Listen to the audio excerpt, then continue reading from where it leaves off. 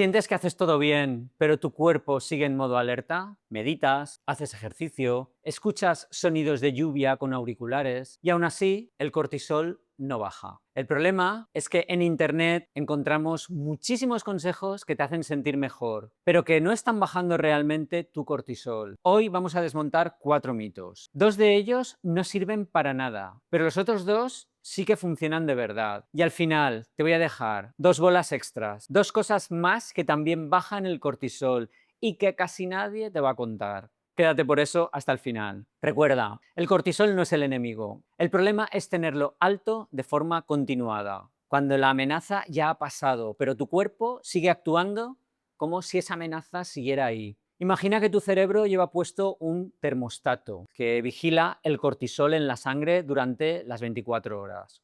Cuando lo ve alto, corta la producción. Cuando lo ve bajo, la vuelve a encender. Pero ese termostato reacciona a lo que hay en tu sangre, no a lo que tú sientes. Y aquí está la trampa en la que caemos casi todos. Asumimos que cualquier cosa que nos relaje tiene que estar bajando el cortisol por fuerza. Pero sentirse mejor y tener menos cortisol en sangre o en saliva son 2 cosas distintas y no siempre van a ir de la mano. Vamos con los 4 mitos. El primer mito, que con meditar ya está todo arreglado a nivel hormonal. Pues no. Un ensayo con 121 universitarios probó un programa de mindfulness online de 8 semanas.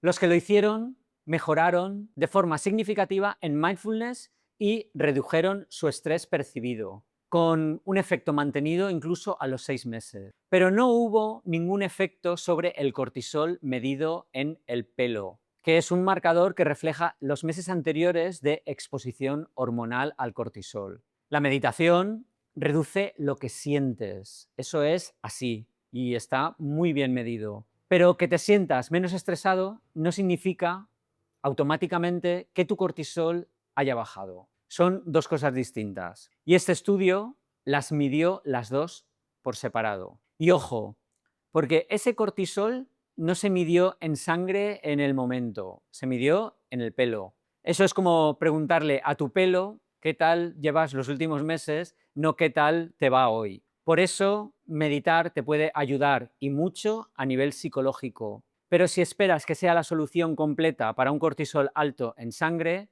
la evidencia no lo respalda de forma directa. Si la meditación no logra bajar el cortisol en sangre, ¿qué es lo que lo hace? Pues lo vamos a ver un poquito más adelante. Pero antes, hablemos de por qué tu entrenamiento podría estar mintiendo. Segundo mito, y este yo creo que te va a sorprender, y es que entrenar muy fuerte, sin descanso, sube el cortisol.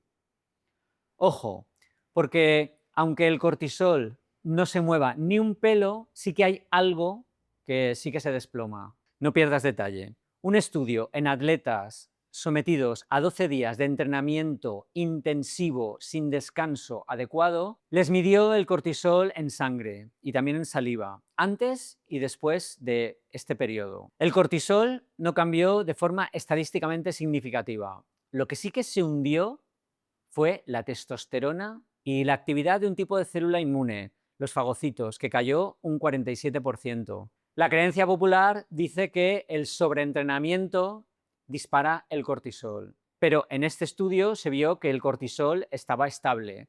Lo que realmente sí que se hundía por el sobreentrenamiento era la testosterona, que se desplomaba, y el sistema inmune, que se debilitaba. Y hay un matiz importante. Una revisión de la literatura en este campo apunta a que la respuesta de cortisol depende del tipo de ejercicio, la intensidad y el volumen, no de un día que entrenes muy fuerte. Vigila antes 2 señales que sí puedes notar: si te resfrías más de lo normal o si tu libido y tu energía se hunden semana tras semana. Esas son las pistas reales de que necesitas más descanso. Tercer mito, que ponerte un audio de lluvia o de un bosque en el móvil te da el mismo beneficio que salir a la naturaleza de verdad. Un experimento aisló únicamente el sonido de un bosque, grabado en el Reino Unido, frente a sonidos urbanos en 100 personas. El sonido del bosque mejoró el estado de ánimo, la sensación de recuperación y la cognición, pero no hubo ningún efecto sobre frecuencia cardíaca, presión arterial ni el cortisol en la saliva. Es decir, te sientes mejor, pero tu cuerpo no lo va a reflejar a ningún nivel hormonal. Vamos, que el beneficio hormonal del sonido de la naturaleza es cero. En cambio, un ensayo que comparó 8 sesiones reales de baño de bosque frente a paseos urbanos sí encontró una reducción de cortisol en saliva, muchísimo mayor en el grupo del bosque. El sonido por sí solo te hace sentir mejor, pero la naturaleza real, con tu cuerpo allí, sí baja el cortisol de verdad. Esta es la primera cosa que de verdad funciona. Y llegamos al mito más extendido, al número 4, el que casi nadie cuestiona. Y es que lo único que importa del ayuno intermitente son las horas totales. Un ensayo en adultos de 36 a 75 años con sobrepeso comparó alargar el ayuno nocturno 3 horas antes de dormir, una ventana de 13 a 16 horas, frente a mantener el ayuno habitual de 11, 12, 13 horas. El grupo de ayuno que adelantó la cena 3 horas mostró un cortisol nocturno más bajo.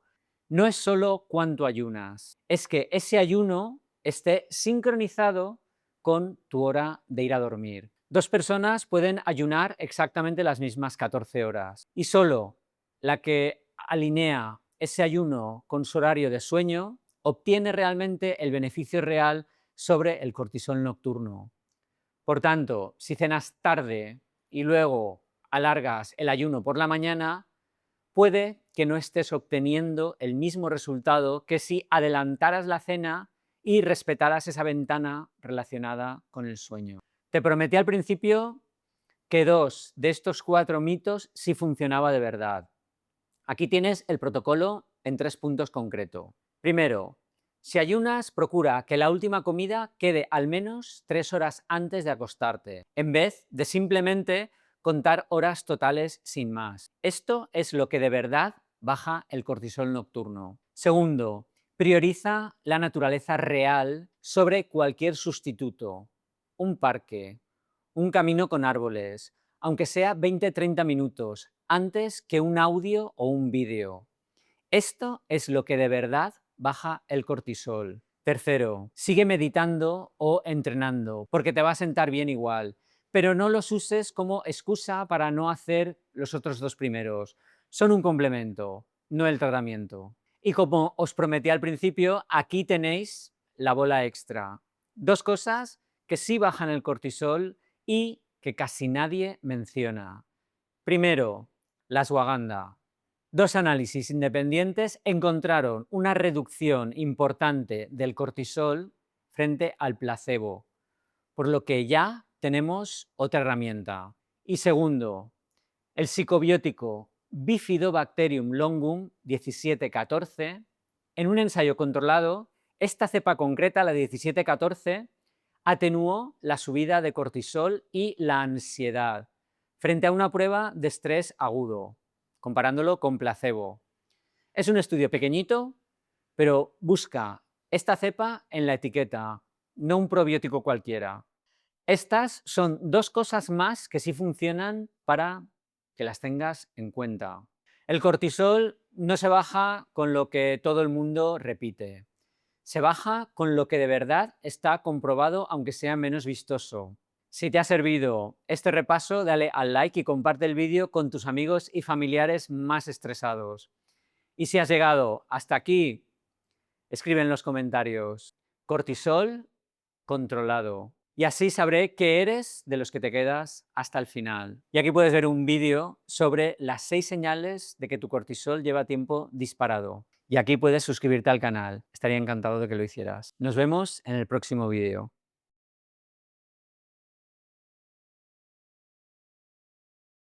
Muchas interrupciones hoy, no paro de entrar gente, pero bien, ya está hecho.